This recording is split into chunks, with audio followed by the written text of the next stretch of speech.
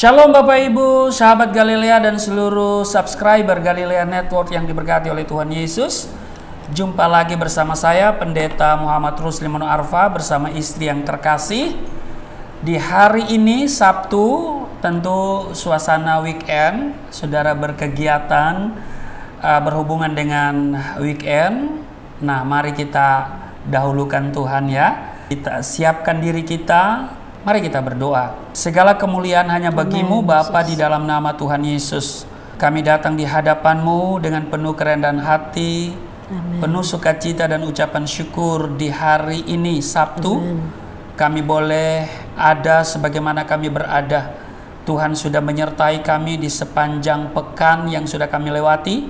Dan karena itu di akhir pekan ini ada bentuk kegiatan yang kami lakukan, ada aktivitas yang kami lakukan. Namun sebelumnya kami akan baca, dengar, renungkan firman-Mu. Kiranya Engkau mengurapi kami, membuka hati pikiran kami, dan apa yang kami dengar tidak untuk kami lupakan, tapi itu termaterai dalam hati kami, menjadi rema dalam hidup kami. Urapi hamba-Mu secara khusus yang tidak ada apa-apanya. Dan kiranya juga Engkau memberkati, mengurapi seluruh perangkat IT yang kami gunakan. Di dalam nama Tuhan Yesus, haleluya, amin. Bapak Ibu, sebagian besar saudara-saudara kita, yaitu tetangga kita RT 06, nah saudara berpendapat bahwa Yesus Kristus atau mereka mengenal, atau juga saya dulu mengenal itu sebagai Nabi Isa, diutus hanya untuk Bani Israel saja dan bukan untuk semua bangsa. Saudara, ini tidak seperti yang dipercayai oleh kita sebagai orang-orang Kristen. Betul? Hal ini dipengaruhi oleh cara pandang mereka dalam menyikapi firman Allah yang terdapat dalam Injil Matius 15 ayat 24. Jawab Yesus, "Aku diutus hanya kepada domba-domba yang hilang dari umat Israel." Nah, jadi mereka berangkat dari ayat ini bahwa Yesus berkata, "Aku diutus hanya kepada domba-domba yang hilang dari umat Israel." Nah, ayat lain yang memperkuat pernyataan tersebut adalah Injil Matius. Kita lihat di pasal 10 ayat 5 dan 6. Coba kita lihat, baca mulai dari ayat 5. Kedua-belas murid itu diutus oleh Yesus dan ia berpesan kepada mereka, "Janganlah kamu menyimpang ke jalan bangsa lain atau masuk ke dalam kota orang Samaria." Ayat 6, "Melainkan pergilah kepada domba-domba yang hilang dari umat Israel." Ayat 7, "Pergilah dan beritakanlah kerajaan surga sudah dekat."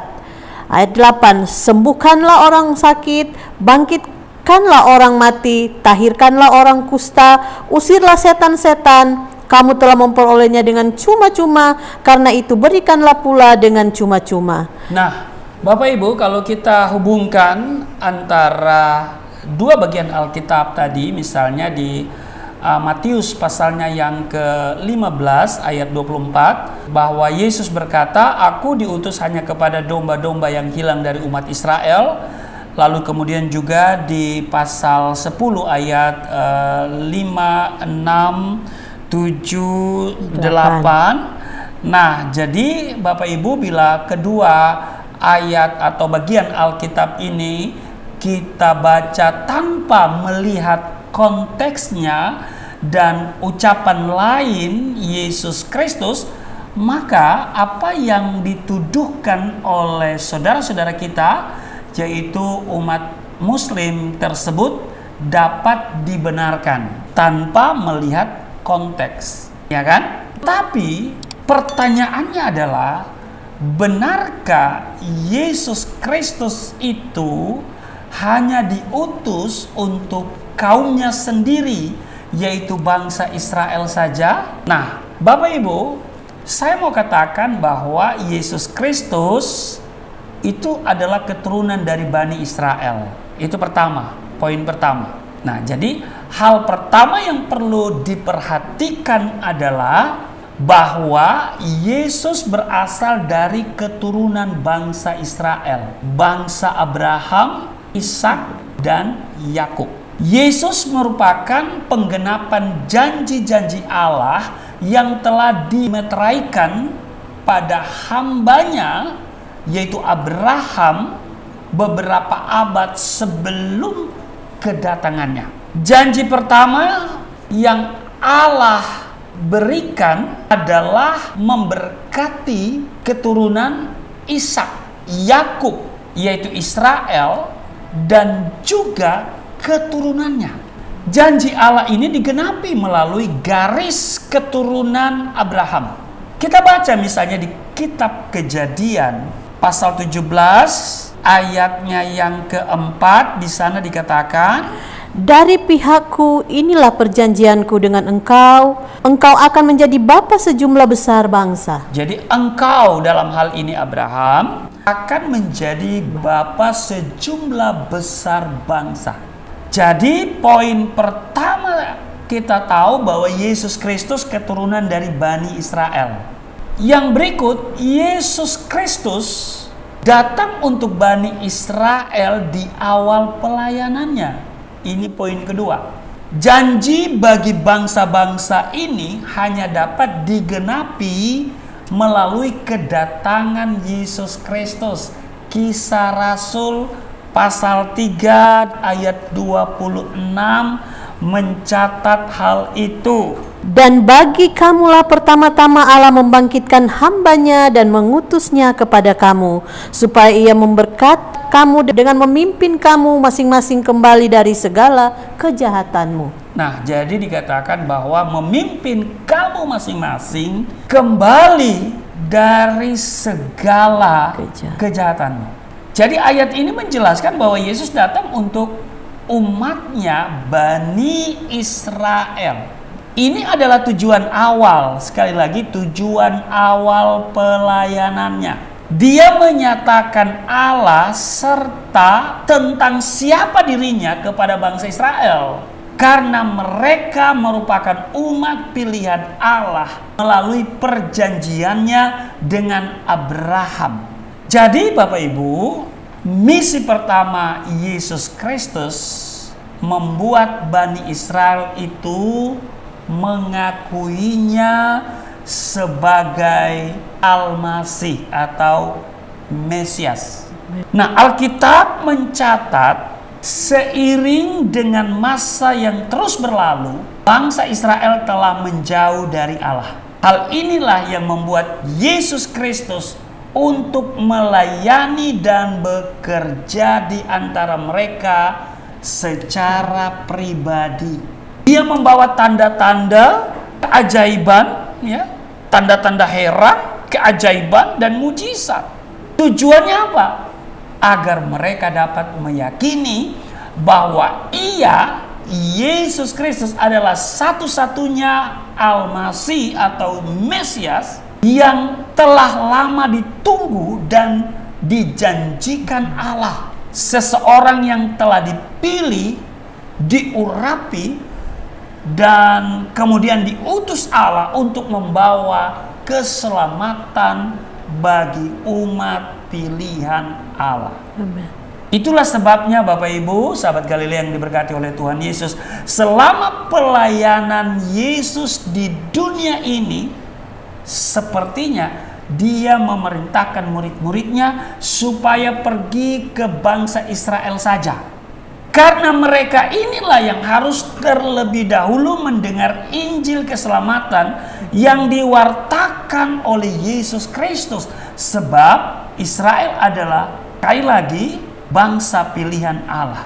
Ini merupakan penggenapan firman Allah yang terdapat dalam Injil Kisah Rasul pasal 3 ayat 26. Inilah alasan utama mengapa dikatakan Yesus Kristus atau Al-Masih Mesias itu diutus untuk bangsa Israel. Misi kedua, Yesus Kristus atau Al-Masih atau Mesias memberkati segala bangsa. Memberkati segala bangsa. Misi kedua Yesus Kristus, Almasih atau Mesias merupakan hal yang sangat penting, yaitu menyerahkan nyawanya sebagai tebusan bagi dosa-dosa manusia. Sama seperti anak manusia datang bukan untuk dilayani, melainkan untuk melayani dan untuk memberikan nyawanya menjadi tebusan bagi banyak orang. Itu di Matius pasal 20 ayat 28. Inilah berkat anugerah Allah bagi seluruh umat manusia. Amin. Anugerah penyelamatan yang telah dilakukan oleh Yesus Kristus melalui kematiannya di kayu salib. Di atas kayu salib, Yesus Kristus membayar lunas upah dosa yang seharusnya ditanggung setiap manusia. Bagi mereka yang kemudian menerima berkat keselamatan dan penebusan ini, akan mendapat kepastian untuk memperoleh hidup yang kekal bersama Allah. Itu sebabnya di Lukas pasalnya yang ke-24 ayat 46 dan ayat 47, ya, di sana tertulis hal itu. Katanya kepada mereka, ada tertulis demikian, Mesias harus menderita dan bangkit dari antara orang mati pada hari yang ketiga. Ayat 47, dan lagi dalam namanya berita tentang pertobatan dan pengampunan dosa harus disampaikan kepada segala bangsa mulai dari Yerusalem. Segala bangsa mulai dari Yerusalem. Jadi pusatnya dari Yerusalem. Mulai dari Yerusalem, Yudea, Samaria sampai ke ujung bumi. Nah, sebelum dia terangkat ke surga atau pulang ke surga, Yesus Kristus memerintahkan muridnya untuk membawa berita Injil ke segala bangsa, ke seluruh dunia.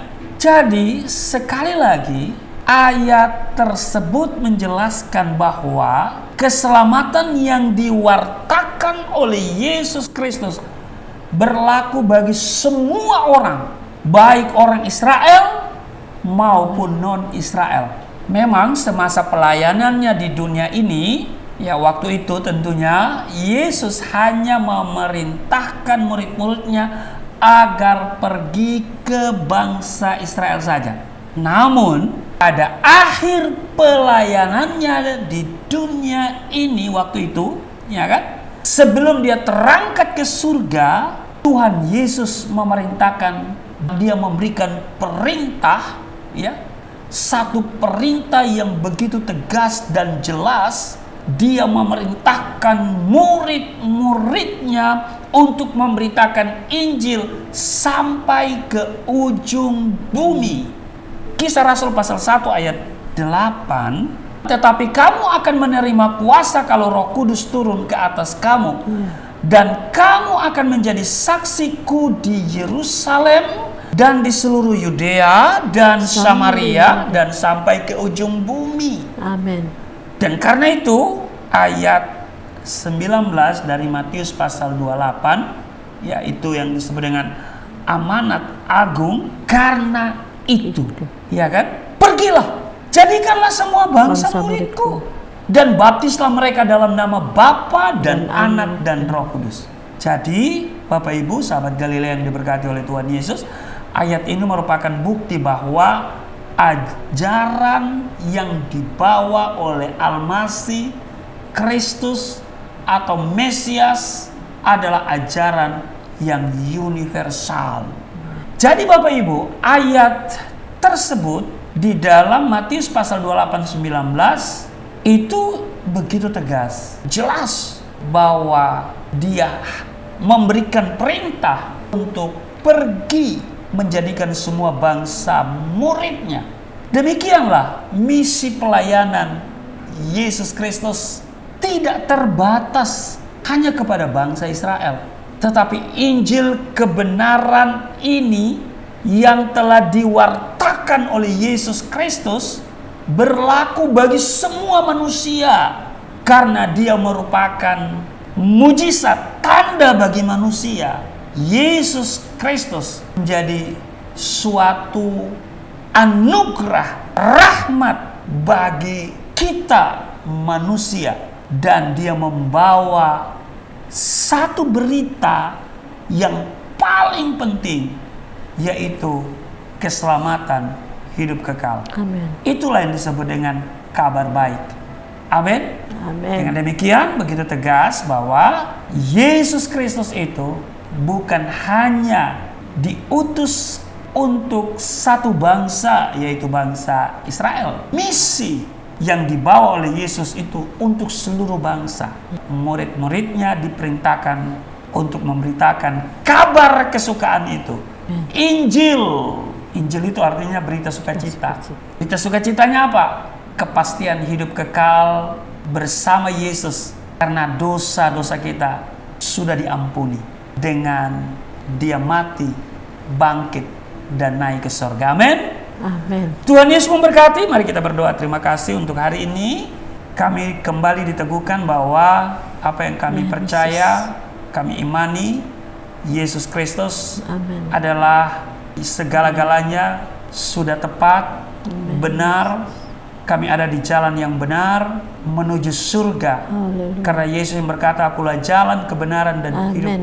Tidak seorang pun yang datang kepada Bapa kalau tidak melalui aku. Karena itu berkati kami semua.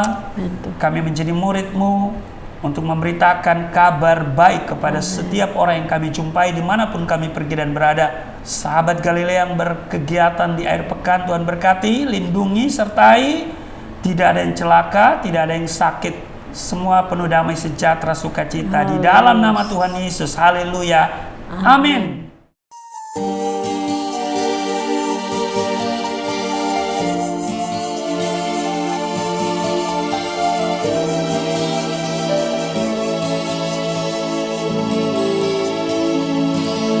Bapa kami yang di surga,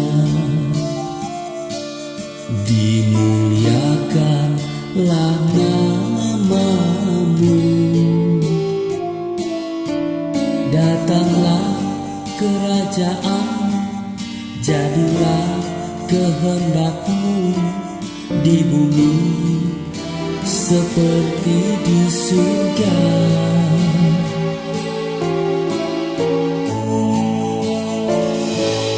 Berikanlah kepada kami makanan yang secukupnya. Ampunilah dosa kami seperti kami mengampuni orang yang bersalah pada kami.